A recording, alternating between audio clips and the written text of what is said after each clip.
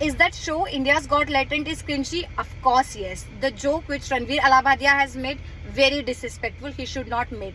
And especially someone who is, taking such a spiritual podcast, इसकी ऐसी image है, obviously it's not required and it's not accepted. But does it really require a police investigation and all the FIRs from the Maharashtrian government, from the Assam government? Really, is it required? And that joke was not originally his joke. I think he takes it from some 10-year-old international show जहाँ पे एक lady ने ये joke किया था. बस I think इसने heat of the moment में he used that joke. Obviously, which is not right. But if you look closely ना, उस show का जो content है, जो platform है, it is like that only. But apart from all this, we have some major issues in our country to discuss.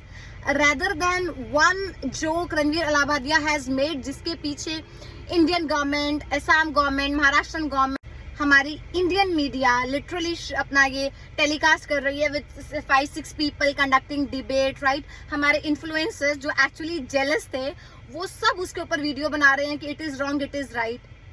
But guys, do you really remember all the other cases? Shraddha Volker case, I don't know, मैं तो नहीं भूली हूँ. And that happened in Maharashtra only. उस time पर Maharashtra government ने कोई इतना फटाफट से कोई केसेस, कोई एफआईआर नहीं किए थे, right? Her father was literally waiting for the justice to be served, right? But ultimately he died because of the cardiac arrest.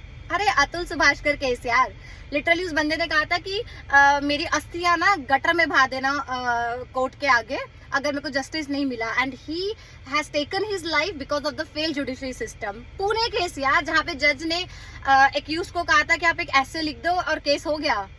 Ranveer को भी बोल देता यार कि एक ऐसे लिख के बात खत्म करो, उसने एक जोक ही क्रैक किया था. बट नहीं, that is literally a threat for our young generation, for adults, for everyone. What about this cases yaar? Again, I'm not saying whatever he said it's right. It's not right. It is not acceptable. But क्या वो इतना बड़ा है कि उसको national issue बना रहे हैं हम, उसको एक नेशनल थ्रेट की तरह हम लोग कर रहे हैं. एफआईआर हो रही है, इन्वेस्टिगेशंस हो रही है. No, it's not required. एक इंसान समय रहना जिसने अपने बलबूते पे एक शो किया, एक फ्री प्लेटफॉर्म में, ये प्रॉब्लम हो गया एक्चुअली. मतलब लिटरली ये खतरा है हमारे जनरेशन के लिए, हमारी यंग जनरेशन के लिए. Do you guys even remember? अभी निखिल कामत का पॉडकास्ट हुआ था where Brian Johnson has left the podcast बीच में ही. Reason? Because of the air quality. तब तो कोई गवर्नमेंट नहीं आई, तब तो किसी इंडियन मीडिया ने ऐसा नहीं एकदम से हाइप किया, तब तो किसी इसने इन्फ्लुएंसर ने इतनी बड़ी बड़ी वीडियोस नहीं बनाई. यहाँ पर आपकी यंग जनरेशन को खतरा है because of the air quality, because of the inflation, because of the crime which is happening in our country. ऐसा कंटेंट वो फर्स्ट टाइम तो नहीं बना रहा था. If you remember the first episode with Pusha Kapila, तब उसने आई थिंक वल्गैरिटी की सारी हदें पार कर दी थी, बहुत बेकार जोक्स मारे थे. तब इतने केसेस क्यों नहीं हुए, तब इतने एफआईआर्स क्यों नहीं हुए?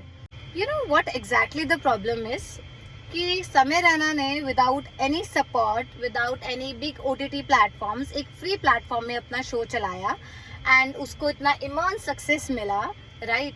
That is the main reason, nothing else. यार अगले ने 19-20 साल लगाकर इतना अचीव किया है, just because he made a one mistake सब खत्म कर दिया. आई मीन आप कह रहे हो समय का शो बंद हो जाए, रणवीर के इतने अच्छे अच्छे पॉडकास्ट थे. आई मीन गाइज, होती है, mistakes happen. I think we should let it go and actually focus on some major issues. Thank you.